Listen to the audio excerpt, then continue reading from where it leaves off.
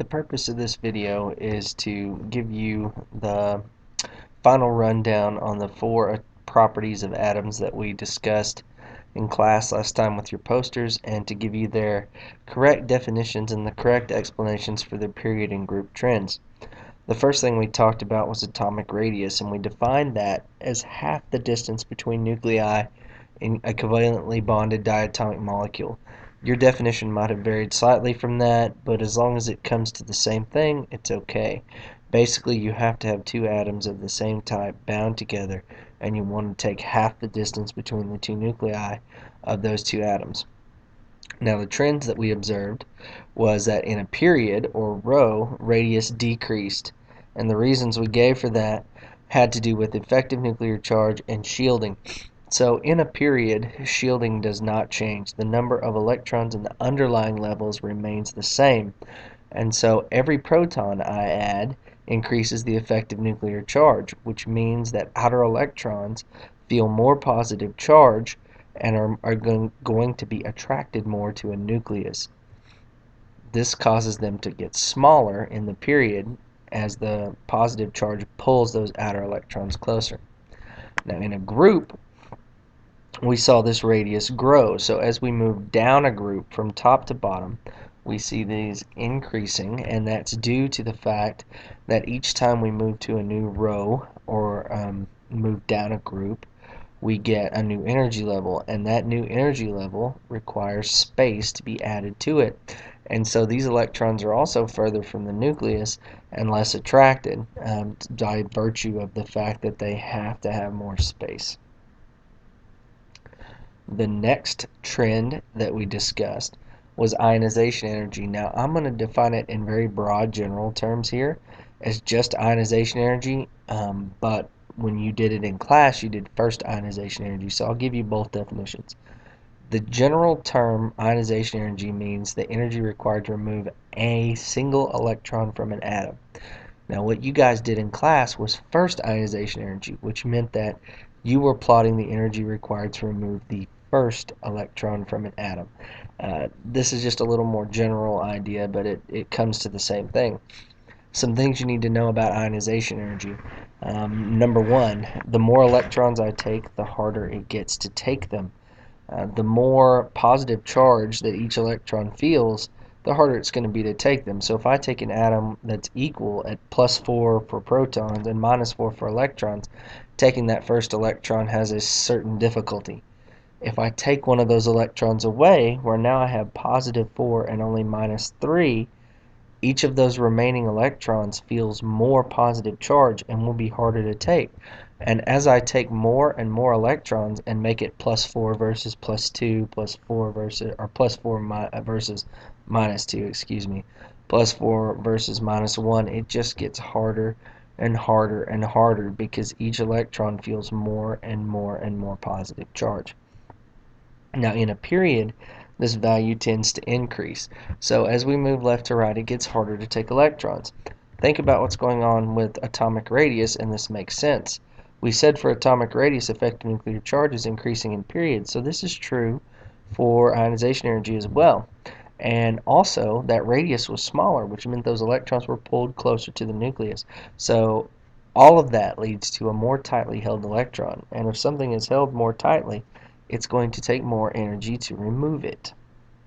Going down a period, down a group, we tend to decrease. This has mostly to do with the fact that as we move out away from the nucleus with the addition of shells, the ability of the nucleus to hold on to electrons decreases. We said that when we defined effective nuclear charge and shielding, I also asked you to find out the effective distance on electrostatic attraction, and what you should have found out was that as the distance gets greater, the effective nuclear charge is less able to hold on to those electrons, and that attraction, that electrostatic attraction, diminishes over distance. So going down a group, we're always getting bigger, and so we are less able to attract electrons, and they are easier to remove. Third trend, electronegativity. We defined electronegativity as the measure of the ability of an atom to attract electrons in a chemical bond. So electronegativity can only be measured in a bond. This is why the noble gases don't have it. They don't form bonds, or very few bonds are formed by noble gas compounds, so it's difficult to measure for them. Otherwise, we can take any atom, put it in a covalent bond, and measure its ability to attract electrons. So our trends for periods is that electronegativity tends to increase across that period. This is going to sound a lot like the explanation for first ionization energy. As we move across a period, the radius gets smaller and the effective nuclear charge gets greater. Both of those things kind of go hand in hand. That means electrons are closer to the nucleus, more tightly held and attracted, so that if I bring another electron into the mix and want to attract it, where those electrons are distance-wise and the amount of positive charge they're feeling is such that adding an extra electron is not a big deal. It's easy to attract an extra electron when you want to put it close to the nucleus and you have a lot of positive charge. Very easy to do that. So the ones on the far side, the far left side of the periodic table, tend to have very high electronegativities. Now, as we move down a group, this ability to attract electrons tends to go down. For the same reason that it's easier to take an electron from first ionization energy, it's harder to attract one. Think about what's going on. As we move down a group, we're adding more and more and more energy levels, and they're moving farther and farther and farther from the nucleus. And we said that moving away from the nucleus makes it harder for the nucleus to attract electrons. Therefore, going down a group, our ability to attract extra electrons to our outer shell is diminished.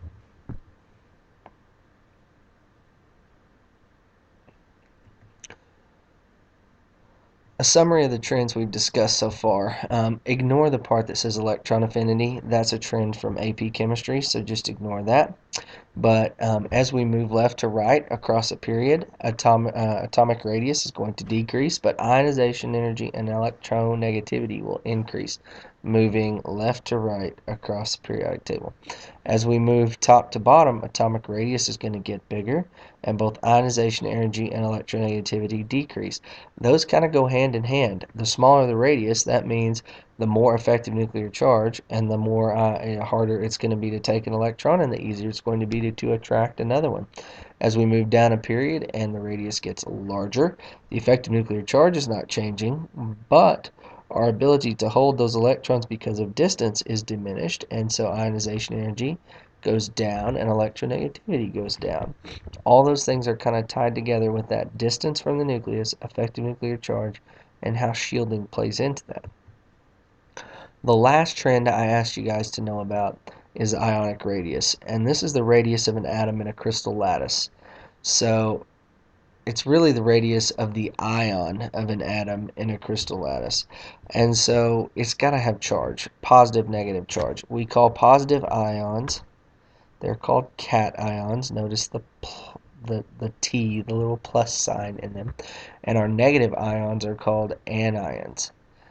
And so what we see is that all positively charged ions are formed when an atom of a metal, or some, it doesn't have to be a metal, but when some element is going to lose its electrons. And we see that all cations are smaller than the corresponding atom that they came from because of charge imbalance. So think of lithium, if you will. We'll have lithium with 3 protons, 3 electrons. It's a certain size. If I take one of those electrons and give it away, I now have 3 protons and only 2 electrons. And so I have taken what was essentially a 3 to 3 ratio and made it a 3 to 2 ratio. So those 3 electrons, those 3 protons that we're attracting can now focus on only attracting 2, and so they draw them closer. And the more out of whack our positives and negatives get, the bigger this effect becomes. If I take something that has 4 protons and take 2 electrons away so that I'm out of balance by 2, it gets even smaller. So the more extra positive charge I have, the smaller the atom gets. With anions, these are negatively charged ions formed when nonmetallic atoms gain 1 or more electrons. You could do this with a metal too, but it's highly uncommon and not really going to be seen. but basically gaining electrons. And so it's kind of the opposite effect. When I gain electrons, I have the same number of protons. Say if we were talking about, chlorine, for example, chlorine would have 17 protons and it would have 17 electrons. If I made chloride and gave it an extra one, it would now have 17 protons, 18 electrons. So it has to use those same protons to try to attract more electrons. And so what those electrons do is they spread out, they repel each other a little more, and they push away from the nucleus simply because the nucleus is now trying to attract more. If we back up in the same period there to phosphorus, where phosphorus has only 15 protons, and if we gave it 3 extras to complete its outer shell and made it P negative 3 phosphide, it would be trying to attract 18 things with only 15. And so it's even bigger. And so that's why, as we run this trend, we see that from groups 1A to 4A, where we're losing electrons in a period, we tend to get smaller. So from, say, lithium to beryllium to boron to carbon, they shrink, shrink, shrink as they go +1, +2, +3, +4. When we hit that +4 point, though, to go to the next one, there's a huge jump.